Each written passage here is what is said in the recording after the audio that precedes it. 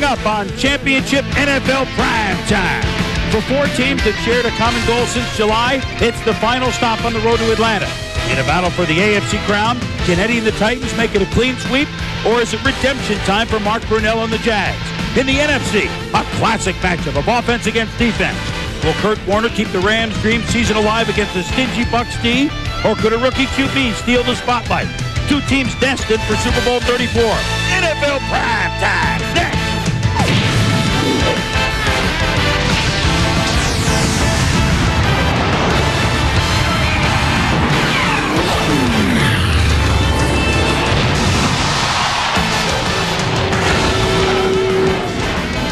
Welcome to a Championship Sunday NFL Primetime from here, the spanking new ESPN Zone in Atlanta. We're here before the teams are here, but now we know who our company is. I'm always in the Chris Berman, by the way. Always in the company of Tom Jackson. And Tom, good to see you, Thomas. Yep. We said week 1. We didn't know this season would be this wacky. But we said, you know what? No matter, even though we're going to a new millennium, bring your defense. Well, I think certainly when you get to this point in the season, it is defense and the running game that will win you games. But in this day and age, you need a little bit of scoring. Little bit. A little bit. And sometimes a little bit is all you need. Let's start with the AFC, shall we? Which, of course, was in Jacksonville. Jacksonville blew out Miami a week ago, had a bye before that, so you talk about a team coming in well-rested, it would be the Jags. The Tennessee Titans trying to go the precarious wild card route. Having won at Indy last week after the Music City Miracle the week before, would they run out of gas? Jacksonville, the best record in football at 14-2. However, there are only 2 losses to Tennessee. Jacksonville, 18-2 at home the last 2 years. However, there are only 2 losses at home to Tennessee. The Jacksonville Jaguars, know all and tell all at Alltel Stadium, except when they play the Titans. Then they become Sergeant Schultz, because apparently against the Titans, they know nothing. Here we go. AFC Championship. Eddie George and the Titans looking to make it 3 for 3 and fly the planes high. But Tom Coughlin saying, this is our time. And give Jacksonville credit. They figured we could score on Tennessee right away. We'd be in good shape. 31 yards for Fred Taylor. The first time against Tennessee he was healthy this year, or 100% healthy. 3rd down, opening drive. Mark Brunell looking for a man named Brady. Kyle Brady, ex-Jet, now good. Touchdown, 7-0 Jaguars. The Titans try to answer. 3rd and 7. McNair's pass. Steve McNair with the turf to hold up a tip and intercept the Rainey Stewart, but there's a flag on the play interference. Titans keep the ball. 2nd and 4 at the 13-yard line later in the drive. McNair. Oh, somehow Bryce Pop misses him. And this is what he does, Tom. He runs for the first down. We talked about him and his abilities once he gets out of the pocket. Here he spots Bryce Pop, has great strength, and look at him once he starts upfield. It's just like having another Eddie George in the backfield. So same drive, 3rd and 1 from the 9. McNair to Yancey, thick pen. He's in for the touchdown, and Tennessee is tied it at 7-all. Next Titans possession. On 3rd and 10, it's McNair. Again, nobody open, good coverage downfield by the Jaguars. And look at McNair. Use the umpire as a pick, and he does the rest. 1st down. Jeff Fisher says, you know what? I got a weapon not many have. Same drive. 2nd quarter, though. Eddie George running left. Over 100 yards the first 2 playoff wins. A 20-yard game. Then on 3rd and 15, you figure maybe this is Jacksonville's day. Tommy, it's like basketball. Look, it's a jump ball. George with plenty of time, but yet good coverage downfield. And they call him Fernando. Fernando Bryant makes the pick on the jump ball. And the Jags take over. Now look at this. Blaine Bishop is in. It's a sack. It's a fumble, but Damon Jones catches the ball. Jacksonville leading a charmed life. Drive continues. Next play. Fred Taylor. This he can do. Well, Fred Taylor with a great backup move on the end who came free. Look at him stay in bounds, get every yard that he can. Fred Taylor was their best weapon today for the Jags. 100-yard day for Fred. 3rd and 7. Taylor picks up the blitz. Holmes, pursuit. But no, it's the dump to Taylor, and a bad play turns into another positive play. Jacksonville is charmed. So here comes the touchdown. 2nd to go from the 6. Brunell, no, he has his man, but no!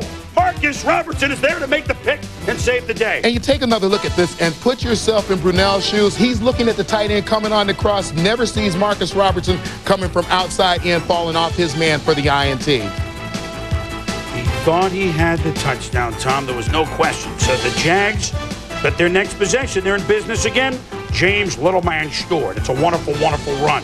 It's not only Fred Taylor and Stewart. 33 yards, McCardell with a big block downfield. 14-7 for Tom Coughlin's Jaguars, who are now going to get the ball with 1:49 to go to try to increase the lead, but it's a fumble. Reggie Barlow, maybe the turning point of the game, fumbles. Steve Jackson recovers. And even though you fumble this ball, Reggie Barlow has to realize, I can't pick it up. You get on it, you protect the football for your football team. He didn't do it right there. So Tennessee ends up getting a field goal out of it. It's 14-10. They could have been down like 17-7. First possession, third quarter, Jacksonville. Brunell to Alvis Whitted. Oh, he just dropped it. He lost it in the moon, and the Jags have to punt. The Titans take over. Steve McNair. Look at him avoid what would be serious negative yards. Not once, not twice, but 3 times, and turn it into a first down. And, by the way, roughing the passer on Tony Brackett's first down and a flag. Later in the drive on 2nd and 9, Steve McNair for Kevin Dyson. Fernando Bryan grabs his arm, pass interference, 1st and goal. Now on 2nd and goal, McNair, touchdown, and the Titans lead for the first time, 17-14. Jags continue to make mistakes, Tom. Yeah, the throw here to Kyle Brady, and watch the linebacker, Eddie Robinson, do a great job of not only wrapping right there, but he's going to pull that ball out, force another turnover on the Jags. Titans pick the ball up. Titans looking to stretch the lead now. McNair to Frank Wycheck. It's a fumble, and Jacksonville gets a big break. They recover as Tennessee is going in. It's a huge break, or was it? Watch 91 Josh Evans. Wrap up Brunell for the safety. And instead, it's the defense that does the scoring, not the offense. It's 19-14. And the ensuing free kick, which of course is a punt off, Derek Mason makes 2 points. 9 points. He could go all the way, 80 yards, like they did against Buffalo. Really a 9-point play, Tom. It's now a big 26-14 lead. Here comes Kenny Holmes. It's a fumble. Javon Kearse picks it up. And one of the only things he's done wrong all year, he tries to hand off to Samari Roll. It's a turnover for both teams. Jacksonville ball, just like they had diagrammed in the film room. Jags still can't take advantage, though. Donald Mitchell makes the pick for Tennessee. 5th turnover by Jacksonville. Trying to ice the game on 3rd and 1. McNair with under 8 minutes to go. Look at the run, Tommy. Look at the speed. And look at the speed. Once he breaks past the safeties, look at the angles, get destroyed, gets the ball all the way down inside the 1-yard line. And it's like the whole line pushed him in on the next play. They wanted him to get the touchdown. 3 times the Titans have beaten the Jags. Jeff Fisher's club and Bruce Matthews, after 17 years, is finally going to a Super Bowl. Tennessee, down at half, rolls in the second half at Jacksonville, beating the Jaguars 33-14. Maybe Jacksonville was the best team in the conference, but Tennessee is the best team in the division, and they proved it 3 times afterwards. And by the way, McNair outrushed Eddie George in this game. Combined, the team almost had 200 yards in rushing. Afterwards, 17 years, more games played in NFL history than any other lineman. Bruce Matthews going to the Super Bowl. We come in here, and for a while it's real ugly, and everyone's doubting us, and we just find a way. And I mean, this is a tough team with a great bunch of individuals. You know, the good Lord's been with us. This takes the monkey off the back of the Matthews family a little bit. You're not going to win football games when you're not sharp enough to be able to do the kinds of things that you do in practice and study, and but it didn't happen. So frustration, yes. Disappointment, yes. There's a lot of difficult things that, you know, I've been through to make this moment special. Not winning the Heisman, not throwing for so many yards like the other quarterbacks, taking the heat for that. But I think of all the things I've been through this year, this is what means the most to me, is getting to the Super Bowl and winning. So a wild card team, Tom, there have been 120 wild card teams that have tried to go to the Super Bowl. Only the 6th is Tennessee. So long odds, that shows you what this team has done. It's also a team that's gotten 3 playoff wins, despite the fact that their offense has gained less than 800 yards, and McNair has passed for 300 yards exactly. I give these numbers not as to downplay Tennessee. Right. I give these numbers to say how good a defense Tennessee has and how they match up against Jacksonville. Jeff Fisher and club, they're very confident all weekend for good reason. They're a defense that has a lot of speed. When you talk about Tennessee, they swarm to the football and they create turnovers whenever they play Jacksonville. Today was a microcosm of what they did against this team in the 2 games during the regular season. Half of the turnovers over the course of the entire season were committed by Jacksonville against the Titans in 3 football games. And then the athleticism of Steve McNair. People talk a lot about what he can't do. Let's talk about what he can do. Once he gets outside the pocket, he can run for first downs, he breaks tackles, and he has the speed to take it the distance. So I think all of those things affected the Jaguars today. You know, 14-2, you don't need to make any apologies, but Jacksonville themselves will have to scratch their heads. Yes. Are they, and I don't mean to be funny here, paper Jaguars? Because with this record, they could never get past Tennessee. Are they the Ali that can't beat Norton?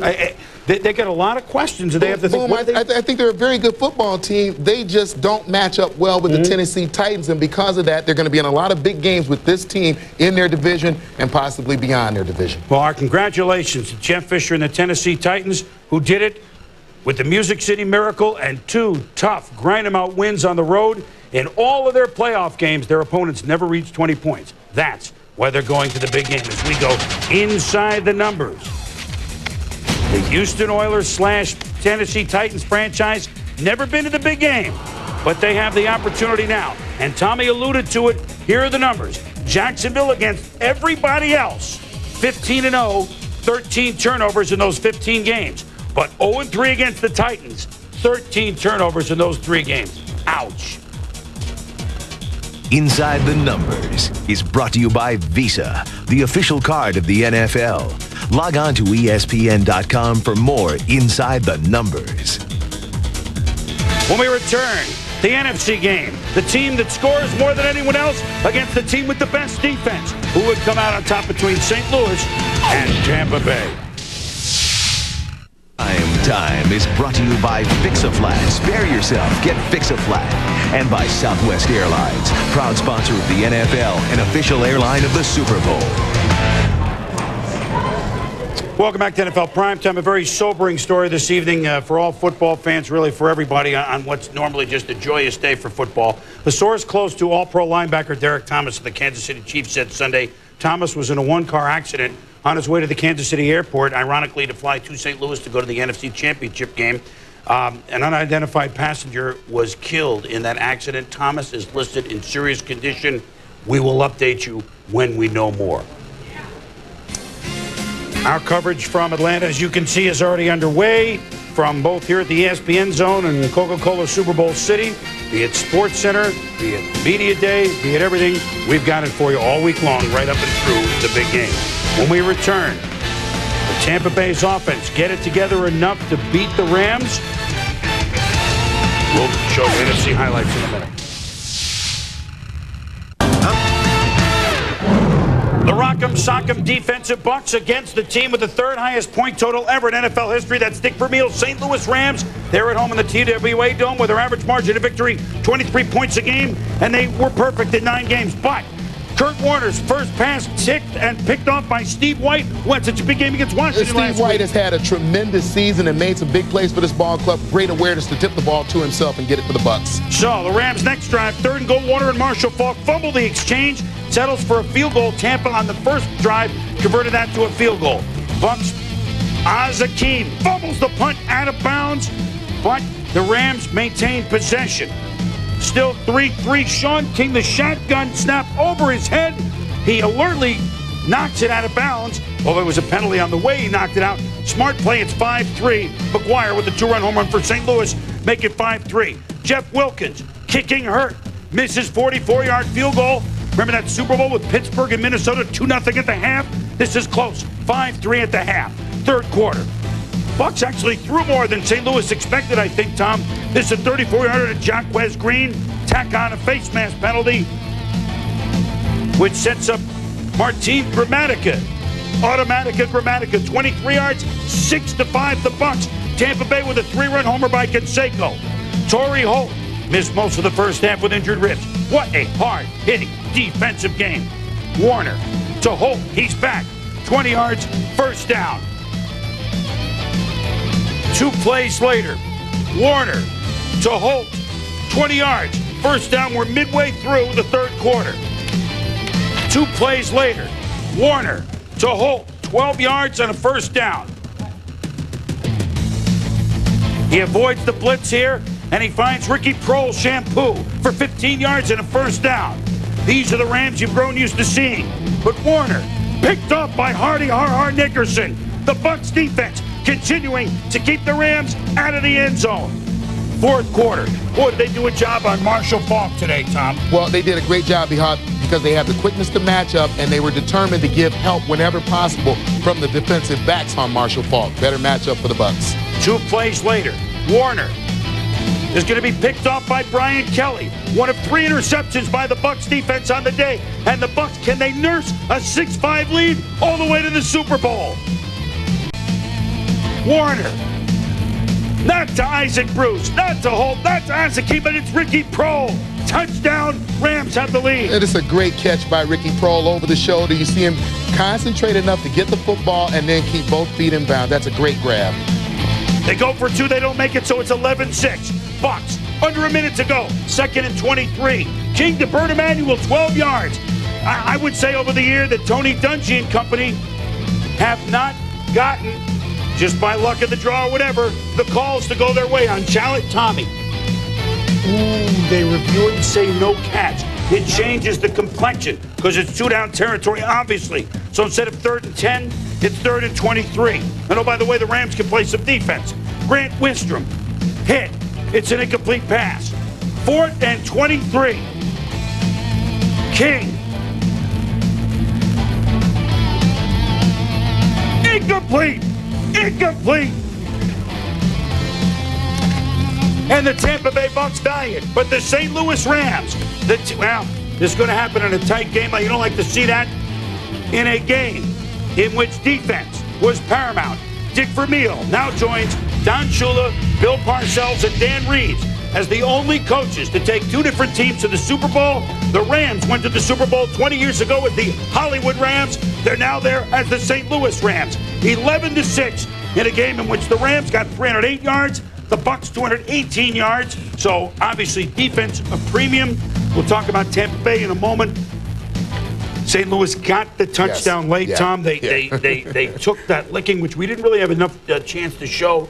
But they do have weapons, and Prohl is not one that you would say is weapon 1, 2, 3, 4, 5. They stayed with it and got the TD. Well, I think they showed a lot of patience today. They knew that it would be very difficult to get the deep ball against the Tampa Bay defense in that cover 2, that double zone that they tend to play.